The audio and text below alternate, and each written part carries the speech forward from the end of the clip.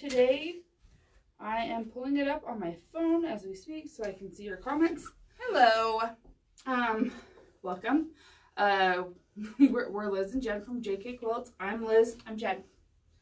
We are identical twins, which I think most everybody knows by now. But if you didn't, there's your sign. Right, in case you were wondering. Jenn, I've had my kids enrolled at the same preschool for 5 years now, as I've had perpetual kids go through. And, multiple. That's what it is. Multiple kids.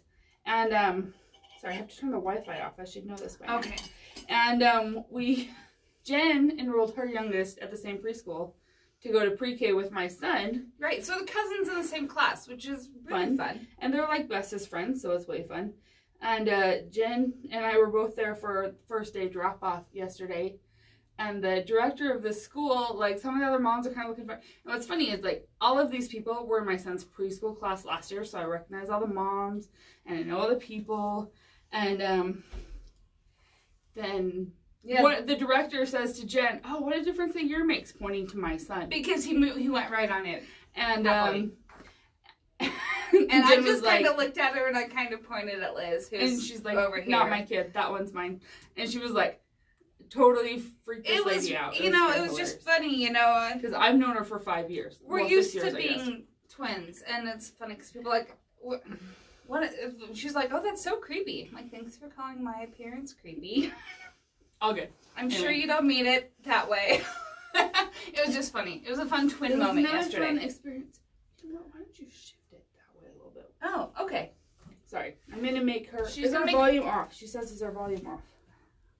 It shouldn't be. I don't know. Can anybody else hear us? I hope so. That's weird. Is that Sorry, better? Guys. I turn my volume off on my phone so that you don't hear notifications. I'm not seeing anything on my phone that says it's muted. Okay.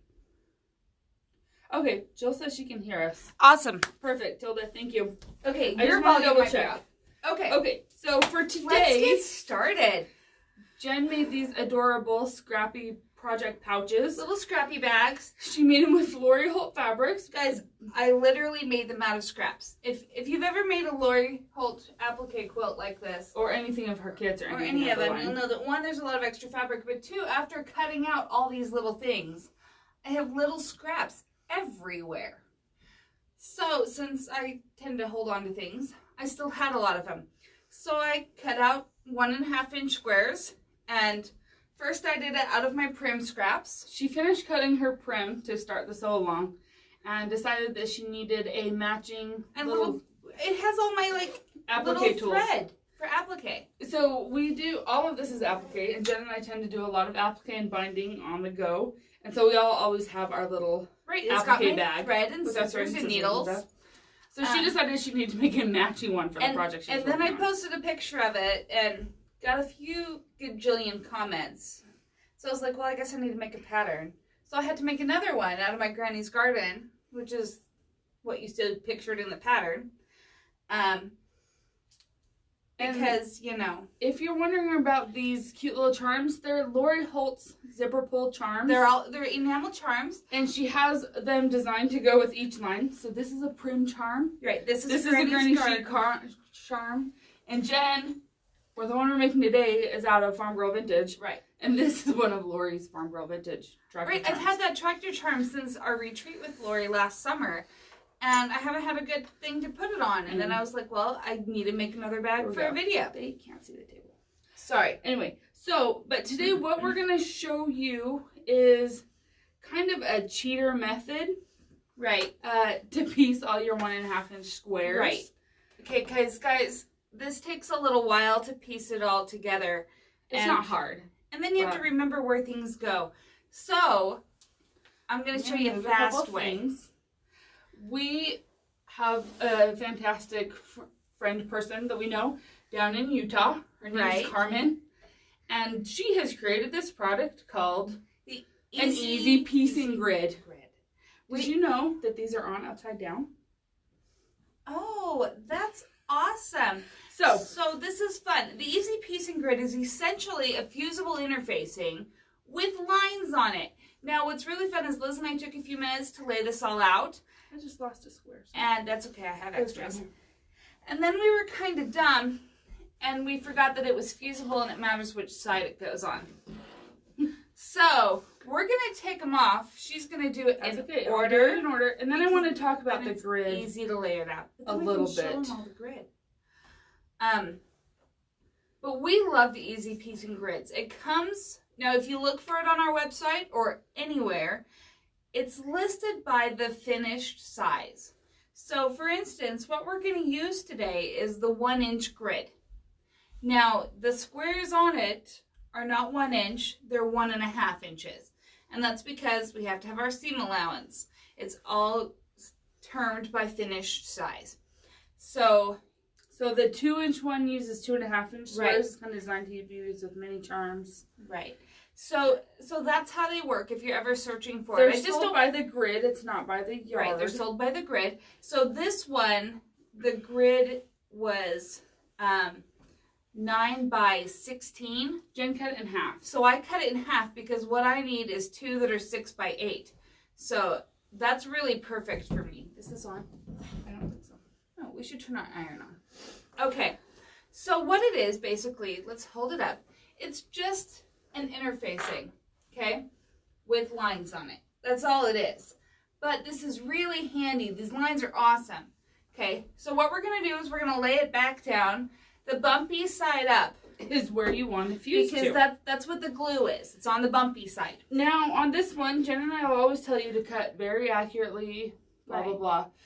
In this case, I'm going to tell you, if you cut a tiny bit big, you're going to hate it. Right. If a tiny bit small is fine. is great. A tiny bit big, it just gets bulky. Because it won't fold nice. But honestly, I tell you to cut accurately anyway. I mean, as best you can. Don't beat yourself up or anything. Guys, it's forgiving. Right. So what I do is I go ahead and I'm going to lay down all my squares in the rows. Right. So we're just going to lay them all out as if it's finished. So when I did my first ones at home, I had my squares like this all laid out on a design board, and I'd pick 2 up at a time and sew them together. You know, that took a little bit of time. I texted Liz yesterday as I was making this half that's already done, and I was like, this is a little faster. Having used the easy piecing grid before, I thought, of course it is. Less than 10 minutes. Because you're going to lay it all out anyway. You might as well be able to finish it when you lay it out. So if you guys remember from earlier in the year, we did our flags waving. Right, we did our wall flag hanging on the easy piecing grid. Quite a few of you made that project, or at least bought the project. I know, because I made a gajillion lot of kits. And sold them all. But this is a really kind of fun project, and for these little scrappy things, you guys, it is a fantastic product. The one thing I will add, you are adding interfacing, which means you're adding bulk. Right. So because I added interfacing, in my pattern for the bag, I say to use soft and stable or Bosal. For this bag right here, I'm using cotton batting. I'm using a deluxe cotton batting, so it's a slightly heavier weight. It's a Quilter's Dream deluxe batting, so it's a little bit thicker than your standard cotton batting. A little weightier. But the reason I'm using a cotton batting instead of the Bosal or the soft and stable is because adding that interfacing is going to give me a decent amount of stability. And thickness, etc. So, I mean, you can see this isn't quite as thick and puffy as like that one that has a soft and stable. It's going to be fine. But it's going to end up with a really similar result. Also, you guys, I know a lot of you got the pattern. If you didn't get the pattern yet, I'm going to tell you how to do that in just a little bit. We will tell you how to find this pattern if you didn't get the newsletter, but you got to keep watching. Hang on. So if you would like a video tutorial on how to finish this pattern, there will be one up on our YouTube channel tomorrow. Yep. So, if you're not subscribed to our YouTube, please do. That would be really subscribe nice to our YouTube, and we'll show you how to finish putting the bag together. Build that one up. But it's going to be on our YouTube channel tomorrow. So, because we're really fancy, what we're going to do is we're going to finish filming this, and then we're going to take the 2 sides that we've made and make it into and do another video on how to put them together. And then I got to edit it and splice it and stuff and put it on YouTube. So here we go. I got them all laid out. Lovely. On our fancy schmancy interface. And now, guys, I'm going to move these out of the way. Instead of picking these up and sewing them together 2 at a time, we're going to take our fancy pressing sheet, also known as parchment paper. Y'all have pressing sheets. I'm sure a lot of you do for your applique. Jen and I go to our kitchens and use a 3-cent piece of parchment paper. I don't know what you're talking about. I have a roll of parchment paper in my sewing room. There's one for the kitchen and one for the sewing room. We're going to use parchment paper. You guys do not iron directly onto the interfacing unless you would like a goopy, horrible iron. Right. And then melted stuff all over your fabric. Don't do it. You need something. Are you sure this is plugged in? Yes. Yeah. Gosh, she turned it on. You need something between it because your fabric isn't going to completely cover every little bit of the glue, of the adhesive. Plus, there's still the border that's around it. So we need to be careful about that. And for the sake of your iron and your sanity, and to be honest, so that you don't get the glue on the other pieces. You don't want the glue on the fabric. Now, here's a fun little trick. If you do stick your iron on the interfacing, we have the best way to clean an iron ever. Let me tell you how you fix that. There's great iron cleaning products, but this one's easier. You walk on down to the laundry room, you grab a dryer sheet, you put it on your ironing board, and you stick your hot iron on the dryer sheet. In the meantime, your iron in your sewing room will smell like iron drying sheet for the next week. Right. But I don't even use dryer sheets hardly ever in my laundry anymore, but I do keep them to clean my irons. You'll be amazed, seriously. Iron a dryer sheet and tell me that your iron isn't so much cleaner than it used to be. I don't know why it works. I'm sure Mom could explain the science of it. Weird life hack. I don't know why it works, but if you need to clean your iron, grab a dryer sheet. Okay. Yay! So you can hear the glue. Oh, that one didn't get stuck. Okay. Sometimes if it doesn't glue down all the way, which is understandable. Right. Stick it on again. Just do it again.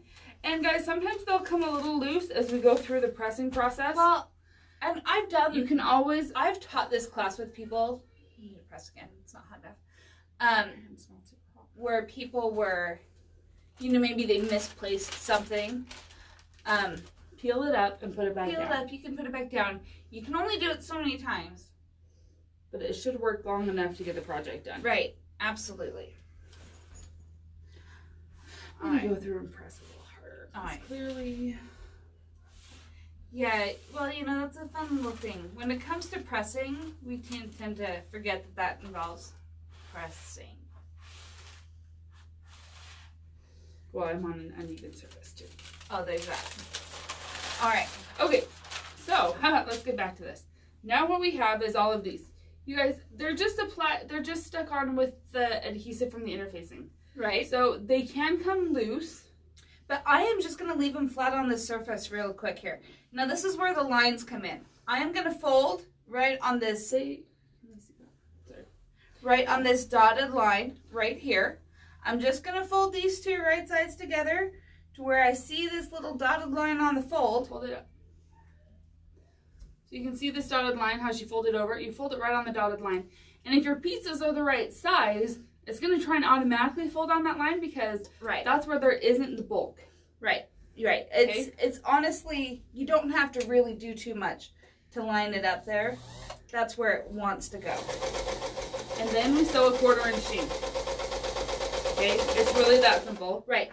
Really, really that simple. And then, I'm going to have her go for a minute and then we'll talk about it. You guys, I'm going to slow down so it's less clunky. Okay guys, now this is where I have to have a leader and an ender because, oh my gosh, the tails. The tails. I'm saying, there's no chain piecing allowed here. So, you guys, what this product's going to do is you see how all of her points match perfectly? This is going to make that happen. So now she's done this, you don't even need to press it next. Nope. Fold it over to the next one. And make sure this is out of the way. Out of the way, yeah. What so you sewed needs to get out of the way. So fold it over to the next line and sew your 1/4 inch seam again. And the same all the way across. Right. And then we'll do some clipping and go back the other way. Yep. So, it does take a minute, but it definitely takes a lot less minute than, a lot less minute. You like that Nice. word? Nice. It definitely takes a lot less time than if you've been piecing individual 1.5 inch squares together. Right. Just saying. So, there's, we're gonna fold and do it again. Again and again and again, all the way across. Pay attention that your squares aren't coming up or anything like that. Yes, it doesn't hurt to take a look. Make sure no squares have fallen on the floor or on your lap. Right. Or wherever you are. I would just like to point out I'm sewing with shoes on. It's not very uncomfortable. Because you're using an electronic controller. I don't know if you noticed, but we had to trade featherweights. Our blue one. Our blue one sold. Went off to a new home yesterday in broke my California. thread somehow. So, yeah. No, it's a hard life. We had to bring over the Peridot one, which is fantastic because I love this machine. This is like my favorite color of all time. So, it doesn't really hurt my feelings that it came in. Right. Today, Right. The blue one went off to a new home. Yeah. Which is fun. It's been like featherweight week, you guys. Everybody wants to do featherweight all of a sudden. Not that I blame them because I love them. Right. So, I'm definitely a fan. What did you do? Get your tension off? Anyway, if you are looking for easy piece and grid, we have it in 4 sizes.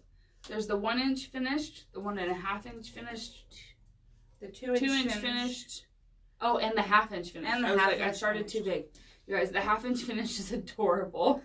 It's awesome. Serena made my Idaho pattern, and it's adorable. She took the whole big quilt pattern and made it in the 1/2 inch squares on the. You guys, it's a wall hanging. It's adorable. It's like this big. Stacy, the featherweights range from, for ours, between $550 and this one's about $1,600, I think. So there's definitely. Actually, we do have one. Actually, 17, we have some because we just got in the. Ooh, and we have a raspberry one again. It's showing up any day now. The carbon black. Oh yeah.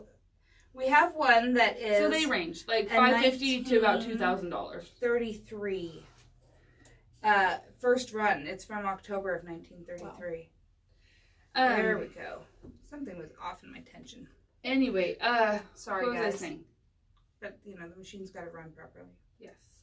Well, anyway, so yeah, so you can make the 1/2 inch ones, which are fun. It ends up being quite bulky, but it makes lots really of interfacing. adorable. I mean, I might not projects. make like a throw quilt out of something that's a 1/2 inch. No, but for a wall hanging, it's awesome. In fact, it's really fun for mosaic work because, or something super pixelated.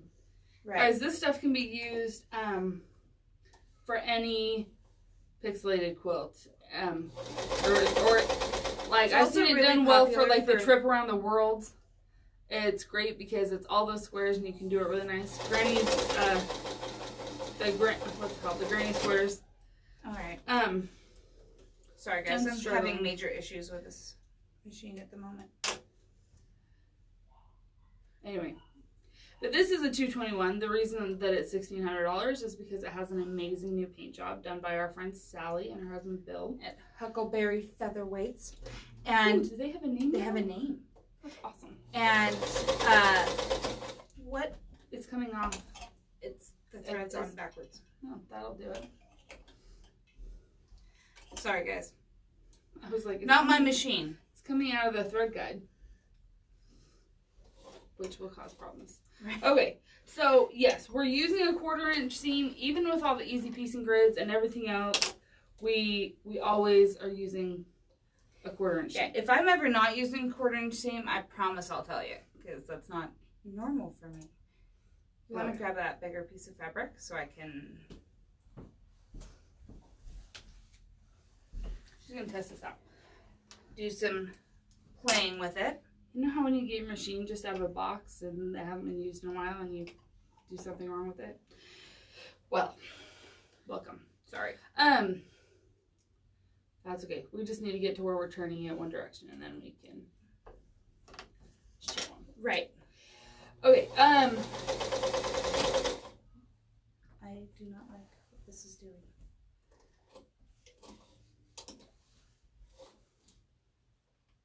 Sorry, guys. I really Check do the bobbin. apologize.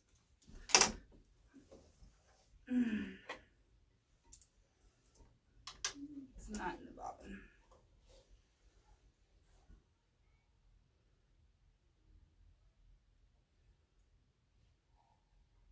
Sorry. Anyway, we usually don't have this much technical difficulty, but you know. Right. I feel like when we have a little thing to put up, we are experiencing technical difficulties. Anyway, that's okay. We'll get through it. Right. Oh, I just realized that our little scissors kind of match. Yep. Yeah, well, you know, when you have Liz and I, smaller spool on there. when you have Liz and I pick stuff, you might end up with something green. Yes, I would like to assume. Yeah. We have an obsession with a certain color. It's kind of a problem. Right. It's just kind of the way we roll. Weird. Yeah, it's interesting sometimes how a spool of thread can get wound a little bit differently. Right. We find that in long arming. We use a lot of pre-wound bobbins, and I swear we got a case where they were all wound funny. Oh, they were terrible. And it was the whole box. The whole box I struggled with, and we were down to the last few bobbins in it the other day, and I was like, I'm checking this thing out because every time. Guess who finally has good stitch formation? Yay! Okay, back at it. Woohoo! Let's sew. Oh, anyway, yeah, but yeah, it was the bobbins. We fussed with it forever and ever and ever. I know, and we kept being like, what am I doing wrong? And then it's like, it's not us, it's the bobbins. Because everything else worked fine. It was just when we used that color. Anyway, that was funny. But anyway, it's just funny. Sorry, Mom came to check on us. In case you were wondering, our studio's at Mom's house. Yes, it's where there was an empty room. Right. Mom has more rooms than I do. Yes. Yeah, so we're almost there. And what I want to show you guys is how we go the other direction. Right. There is a step in this process that seems tedious and you think you can skip it, but don't. Don't do it. So I want to show that to you so that you don't try and think you can skip it. I feel like that's a general rule. Like, you gotta understand, Liz and I are efficient, lazy. We're efficient because we are inherently lazy. That's what we tell people, and it's the truth. It is the truth. We want to be done. We don't want to do work that's not necessary. Right. Sally says we do workarounds, which I love that. That sounds so much nicer than lazy. But, so the first time I saw it, like, when Carmen was like, this is the next step, I was like, like, you can totally get around that. And then I played with it, and then I realized, no, you really can't. And not have it turn out well. Because the whole point of the easy piecing grid, not just for efficiency and to be quicker, but is to get these points perfect, you guys. All of your little squares are the exact same size. And they match up perfectly. And if you try and skip those steps, they won't. Right. And this is still faster than doing it the way I did it. Where Jen's flipped it over now because there's less bulk this way. Right. I do what I want. So you guys, you'll notice that we've left the extra parts of the piecing grid that we're not using around it. That's just so that when we trim this down when it's done, we haven't overcut the grid ahead of time or anything like that. See, this one popped up. Yeah. Well, do this stitch and then we'll iron it down. I'm going to fold it down. Actually, what I'm going to do is pull this off, flip it over, you know, let gravity help me out here. Oh, there you go. And go from this end again. Okay, yeah. You do have to pay attention because things can come loose. Like I said, it's a fusible interfacing. It's really helpful, but this is not a permanent glue adhesive like super glue.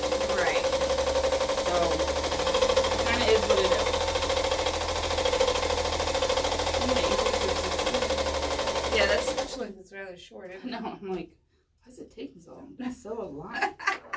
It's because it's set on short. Can I give you some new leaders and enders? Yours Yeah, is looking I've kind of mangled that one, redonkulous. huh? Yep. Well, you know, that's what happens. That's okay. Okay. Sorry, guys. I'm going to take longer than we normally do. But I still want to show you this. And then I'm going to tell you how to get the pattern for free if you haven't already. Right. Now, guys. So if you are having trouble signing up for a newsletter, I know that sometimes there's an error message that goes out. Sometimes that's because you've already signed up. And sometimes it's because our server is ridiculous.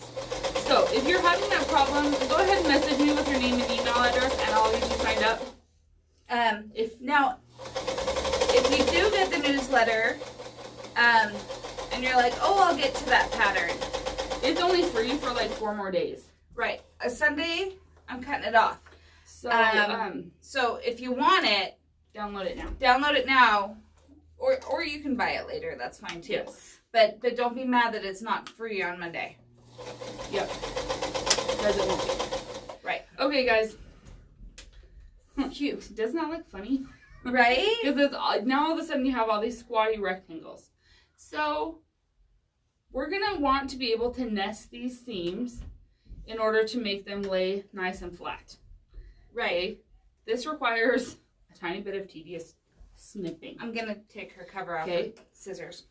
What we need to do is we're going to look at these seams, and what we end up doing is snipping right up to the stitch, right before the stitch. Can you see this? Yep. So we snip right up to the stitch. Don't snip your stitch. Right. Go right up to the right threads. Up to it. But don't cut your threads. We need to just do it over and over and over again on each line. Guys, I know it seems tedious. I know that there seems like there should be a workaround for this. It doesn't exist, and you'll thank yourself for having done it. Right. Okay? Absolutely. So don't skip it, you know, just because it seems like work. And it doesn't take as long as it sounds like it should. Honestly, Liz is going to be done with that in like less than a minute. The problem is this row with all this threading. Sorry about that. That's okay. Your bag. It's true. It would be my bag. They're all my bags. I have so many little bags, you guys. But I have a hard time throwing away good scraps. Coordinating scraps. Coordinating scraps. I mean, I can throw fabric away. I'm okay, but they're so cute. And I'm like, oh, I could make something fun with this. And then this is why I don't finish other projects. Also true. Because I'm busy making scraps or like a coordinating pillow or working on that lamb quilt. And I'm thinking, I should make a pillow with my extra fabric of another little lamb to go with it. Right? She would. It would be adorable. Speaking of the lamb quilt, we will find out today, hopefully, if we're able to get more. Fingers crossed we're able to get more of that fabric. Guys. Because I would Things love... have gone a little wacko for us in the last few months. And we really appreciate it. But our business has been growing like crazy. Yeah. Which is awesome. But it means that... We order 6 months out. So right now what's coming in is quantities that we ordered, assuming our business model was going to grow at the rate it was growing 6 months ago. And it's not. So... So we're selling out of a few things faster than we'd like, but we're doing our best to fix that. Yeah. So I'm going to take my iron, you guys. Okay, now for this, normally my iron in my sewing room, I'm going to turn this down a is little. really hot. Now, because we're going to be ironing directly on the interfacing, now not on the side with the glue. Hey, you're going to iron onto the wool. Would you put the pressing sheet down? Sorry. Again, put your pressing sheet down so you don't destroy your wool mat. Because you're ironing directly on the interfacing, it can't handle that high cotton temperature. So go down a little. So turn it down a bit. I mean, it can when you're pressing on the fabric on the other side, but when you're pressing directly on the interfacing, so I pressed this top row one direction. Oh, Sarita says the answer is yes. To what? What's the answer yes for? To the lambs? Lambs? Fingers crossed. Anyway, you guys. Comments are always delayed, so I have to wait. So we're going to press the next row the next direction. And this is why we snipped. Okay. So she's pressing one row to the right, the other row to the left. Really, she's going in the same direction, and she's just flipping it because she's right-handed. Oh, sorry. Again, work around. Work around. Instead of trying to press back this way. Yeah. Seriously, guys, it's really laziness. I don't know. I think it makes us efficient. Yes. We're gonna say that. That sounds so much better. Sheep. Yes. Okay. So, guys, that means that sheep quilt that I posted Okay, with Stacey Eastwood on the farm. I've been taking all kinds of fun pictures. Jen's been taking fun pictures, and I haven't dared post it because we oversold it the first day. Right. So because it's so cute. And that means we'll have more of them like next week. Because we just have to get the fabric here from Texas. Guys, and I can't wait to show you how I'm gonna quilt it. Because she's got plans. I got plans. I got big plans. Once I get this done, we'll turn it around and straighten it out a little bit. We'll trim it. But it's going to work. It's going to be awesome. You know what's awesome about this, though? Because we're nesting. So you'll notice I'm pulling a little bit. It's because it has this tendency to want to bunch up. Right. And I am unbunching it. Unbunching. Now, okay, I want to tell you guys something. When I sew this together, because these are so small, and because we're nesting seams like this. Oh, sorry, don't tell Jen. I'm not going to pin anything. You have to pin. See all these I'm going to match up all those spots, and this bowl of pins is just going to keep sitting there and looking pretty. When are you coming in, Tilda?